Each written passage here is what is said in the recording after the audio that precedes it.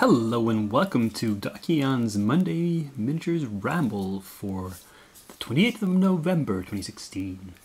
I'm now mostly restored from my nasty cold and getting back into the painting. Don't have that much in the way of finished stuff to show you, but I did eventually get through this Necromancer from GW. I painted him in with very faded clothing, very intense highlights. It's kind of like how they did it in the artwork here, though I used different colors. But still those very, bright creases in the clothing. Pretty much the same. I did this Reaper Bones Fire Beetle, which is pretty much the same as the previous ones I painted. I've done these three funny aquatic guys. This one is sort of in a metallic bathing ring. A different dwarf with a mug of ale along for the swim, and the orc with the patchwork rubber ducky, or whatever you want to call it. And yeah, I'm pretty happy with how they turned out. And these objective tokens, it's really only this one I would call a treasure token. It has possibly a magic horn and some coins there. This is just like a rune stone sticking out of the ground, and this one is some large animal skull. I'm not sure if you can call these treasure, but well, they're finished. That's something at least. So, what is on the way? And here, I think it can barely all fit into the same shot, is all the stuff that's been started, has had some paint applied to it, is a little bit further along than last week, but still pretty long way away from being finished. Like I've put some more base coats on these guys, like this patchwork kind of golem is, well, if you look closely, he's obviously patchwork because it's got stitches, so I decided to paint every section of the clothing a different color, which is a bit more colorful than the box art. But anyway, I decided not really to go for that with the flesh golem, but well, I'm not 100% sure yet. We'll see. Anyway, these are the next in line to get finished. We'll see how long it takes. And here we have in various stages of prep the next things to be done. With this Cobra, I decided to go light on the gravel on the base because there's not much free space, and I'm gonna put some grass on there anyway. So. But with this worm, I decided he's coming up out of a rocky terrain or something. So I had various grades of grit here to provide some differentiation. And also I added these little resin bits of ruin because I thought maybe he's sort of bursting up. He's destroyed a building by coming up like this out of the ground. And I realized parts, like these are the scales and the spikes belong to the body of the snake, but these little things here and here, these are actually rocks. They're sort of, this is a very dynamic pose where there's still some rocks just flying along with the body of the worm as it comes up out of the ground, or maybe clinging to it. I'm not sure, but anyway. It's very much mid-action pose, and this just very simply this other snake I attached to an already painted flagstone textured base. I'll try to avoid getting the color of the snake onto the base. That's the issue there. I could have left it off the base until it was done, but I would have had to do touch-ups on the underside of it then in any case, so I'm kind of damned if I do, damned if I don't. But hopefully a little bit more will be done next week. So quite a lot in that queue, so I'm not going to add very much to it this week. Just these two things you can see here in shot. First off, the Creatures of Icewind Dale, which is an ice troll and a yeti from Gale Force 9. Unbox that. Show you these are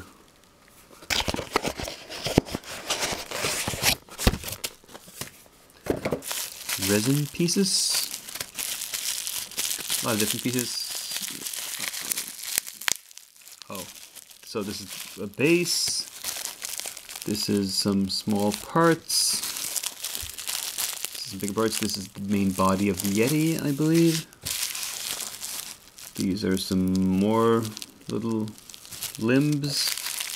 And here's the base and the body for the troll. I'm not going to unpack all of this right now. And it's time to get started in earnestness on the Christmas themed minis. So I pulled out my 2004 Christmas Sophie. I bought this last year, I think. I started to buy up all the Christmas themed minis from Reaper. As you can tell, it's a sort of a mini diorama. It's Sophie in a sleigh with some presents in the back. And I'm not sure if this base is included. I'm gonna have to check. Well, I can open it up right now.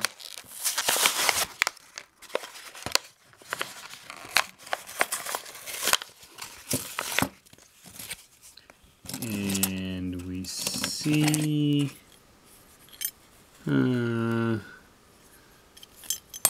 no. Okay, it's not.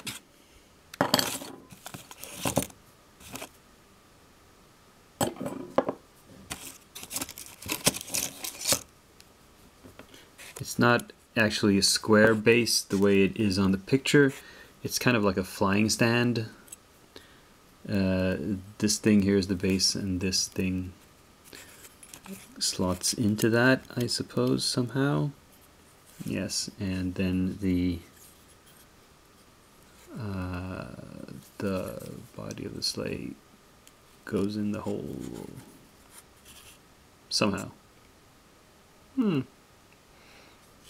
Something like that. Yeah. Anyway, this is a little bit more complicated kit, but it's actually out of the Christmas themed Sophie miniatures from Reaper. This is the last one that's in 28mm scale that I haven't painted yet, and I have some of the larger scale 56 and 72mm scale ones, and I'm getting the rest of them this year probably, but I want to finish up the 28mm first. So we'll see if I have this built by next week. Hopefully I should have. But okay, so that's all the current projects and future projects. Let's have a look at my statistics and then see if I have any new arrivals.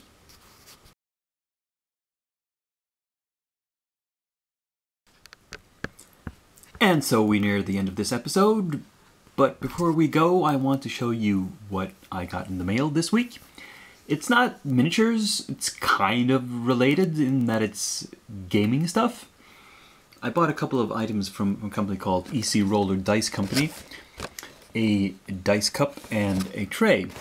I'll put this to one side and I'll show you. I'll unbox the cup first. Oops, I broke the box. No matter. I'm going to throw it away anyway. This is a nice leather cup which comes with a few dice. Inside, oh, these are bagged. So we have to open it up. Whoops, sorry. Like so. And it's do it like this. Oops. I shouldn't do this without practice. So. And funnily enough, they stack on each other. But, you know how one of these works. I'm actually more interested in this thing.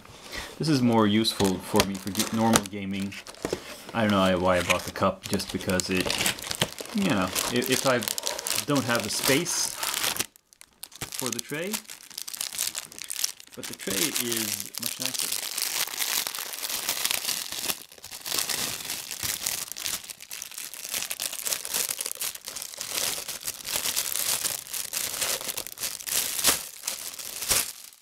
There we go. So there's felt here and leather on the sides, and you can roll.